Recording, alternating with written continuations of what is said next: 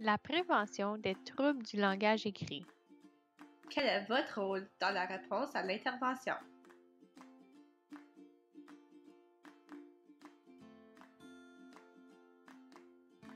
Je vous gage que sans même y penser, vous avez lu les mots sur l'écran.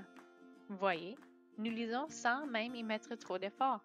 En fait, on dépend de nos habiletés à lire sans même y penser. Mais pensons-y un peu. En réalité, nous devons nous servir de nos habiletés de lecture de façon quotidienne. Par exemple, nous devons être capables de lire des enseignes de rue pour nous rendre à nos restaurants favoris.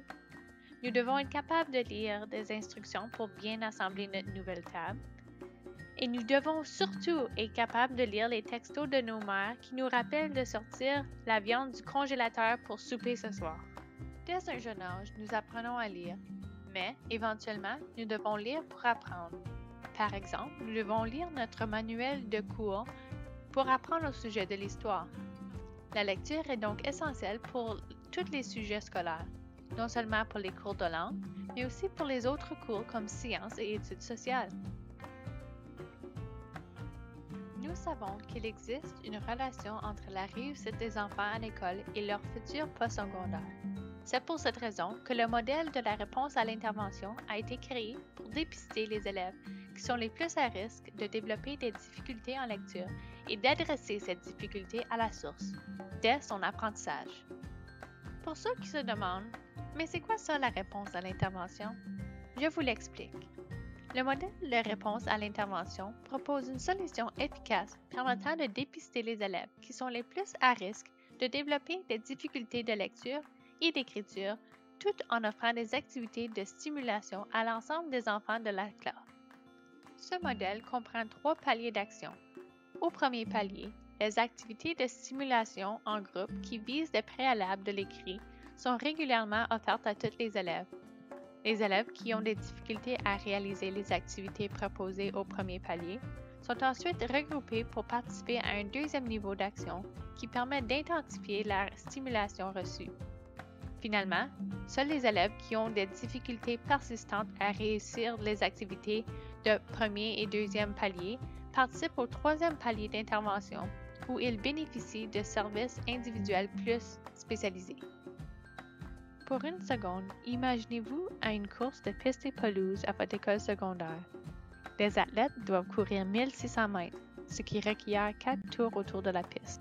Il y a 6 voies sur la piste et vous remarquez que dans une des voies, il y a des haies qui sont beaucoup plus hautes que ceux dans les voies à côté. Vous remarquez maintenant que les 4 autres voies n'en ont pas du tout. Tout d'un coup, vous entendez le son du fusil. Et la course est partie! Vous remarquez que les coureurs dans les voies ayant des haies tombent rapidement à l'arrière des autres. Les athlètes qui n'en avaient pas d'obstacle continuent à s'éloigner. Durant la course, les corps continuent à s'agrandir et vous vous apercevez maintenant qu'il est presque impossible pour les autres de se rattraper. Vous êtes étonné. Le tout semble injuste, même pénible à regarder. Vous vous sentez mal pour ceux qui ont dû avoir les obstacles et vous ne comprenez pas pourquoi il y avait des coureurs qui avaient des obstacles et d'autres non. Voyez, cette sorte de course ressemble beaucoup au développement des habiletés en lecture des enfants de la maternelle jusqu'au secondaire. Les 2 tiers des élèves, représentés par les 4 voies qui n'avaient pas de haies, cheminent sans trop d'obstacles affectant leur parcours. D'autres tiers des élèves ont des obstacles qui varient en grandeur. Comme les athlètes de la course, il est connu que les tiers des élèves de nos écoles présentent des difficultés à lire et à écrire. Le but du modèle de la réponse à l'intervention est donc d'égaliser la course pour tout le monde et d'essayer de réduire la hauteur ou de carrément éliminer les haies que doivent franchir les élèves avant même que la course commence.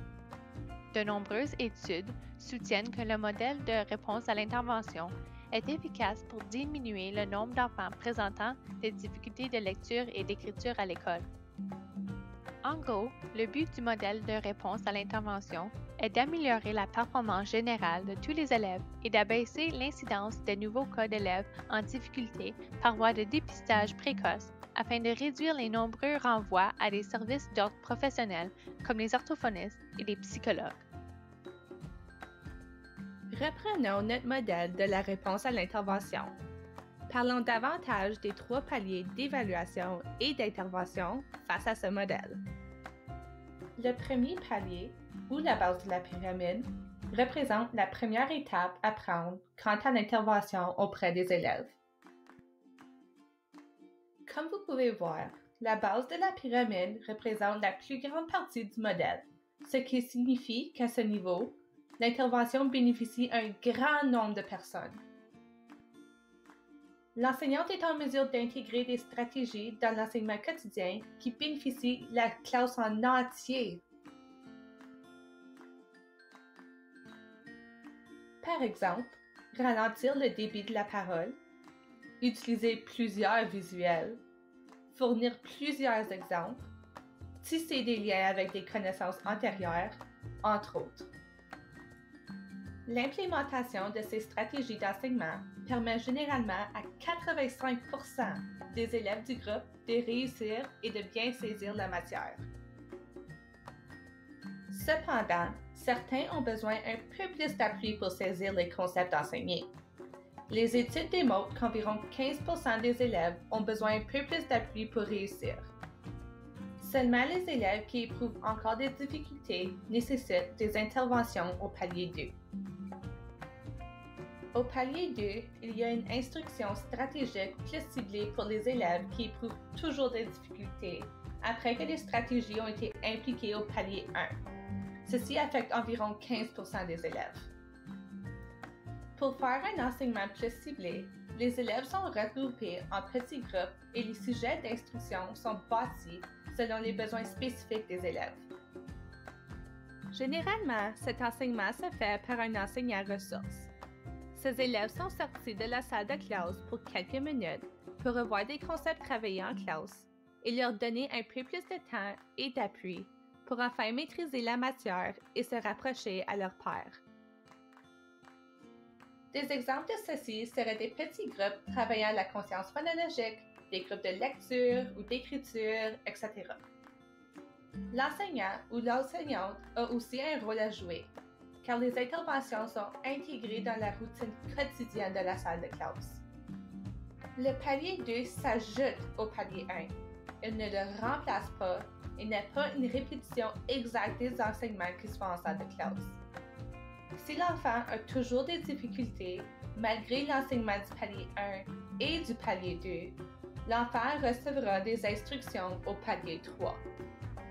Le palier 3 permet aux élèves qui résistent à l'enseignement en salle de classe et aux interventions du palier 2 à recevoir des évaluations professionnelles visant à déterminer la nature des difficultés et de mettre en place les aides nécessaires afin de permettre à ces élèves de poursuivre leurs apprentissages en salle de classe.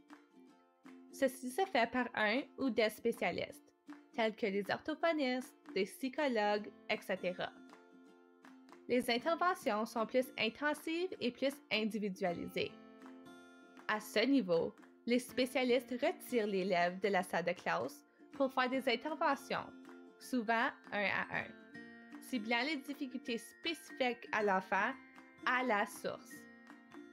Bien que les interventions sont faites par des spécialistes, elles ne doivent pas être déconnectées de ce qui se passe en salle de classe. Donc, les intervenants devront communiquer avec les enseignants pour travailler en équipe, assurant la réussite maximale de l'élève. En moyenne, seulement 5% des élèves résistent aux 2 autres paliers et nécessitent des interventions au palier 3. Disons que vous êtes enseignante. C'est le mois de septembre et vous avez un nouveau groupe de 32 élèves devant vous. Vous ne connaissez pas leurs habiletés, leurs forces, ni leurs faiblesses. Vous devez apprendre à connaître vos élèves, donc vous faites un premier dépistage pour enfin recueillir ces informations. Une fois que vous avez déterminé les faiblesses du groupe, par exemple la lecture, vous appliquez des stratégies générales au groupe, comme lever à l'écrit. Tout au long de l'enseignement, vous mesurez le progrès du groupe et vous ajustez vos stratégies aux besoins. Après un certain montant d'instruction, vous mesurez le progrès de chaque élève avec un deuxième dépistage.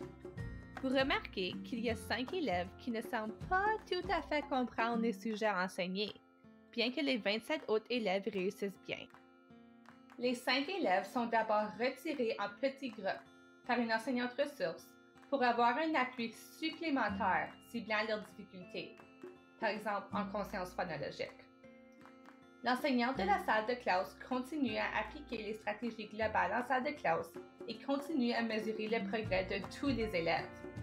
L'enseignante ressource continue aussi à mesurer le progrès des élèves du groupe.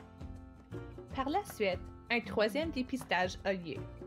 Vous et l'enseignante ressource remarquez qu'il y a toujours un élève qui ne semble pas bien capter les informations enseignées au niveau des 2 paliers, bien que les 4 autres réussissent maintenant. Donc, vous demandez à un spécialiste, tel qu'un orthophoniste, de faire une évaluation pour offrir des services 1 à 1 à la source des difficultés de l'élève. Maintenant, vous, l'enseignante ressource et l'orthophoniste, travaillez avec l'enfant en difficulté de différentes façons. Cependant, il est important de se souvenir que ceci est un effort collaboratif et vous devez travailler en parallèle pour assurer que vous fournissez des appuis en lien avec les enseignements qui se font en salle de classe. De plus, vous continuez toujours à mesurer le progrès des élèves sur votre charge de travail.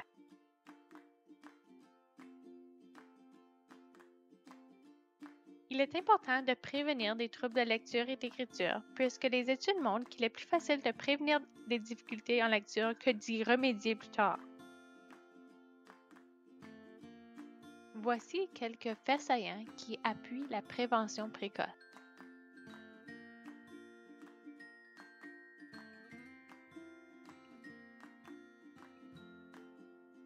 En conclusion, la réponse à l'intervention est bénéfique pour tout le monde, les élèves, les enseignants ressources, ainsi que les spécialistes. Tous les élèves ont un enseignement différencié et spécifique à leurs besoins, et tous les élèves réussissent suite à ces enseignements. Le dépistage précoce est essentiel pour la prévention des troubles du langage écrit. Appuyons la réponse à l'intervention dans nos écoles pour réduire les difficultés persistantes du langage écrit.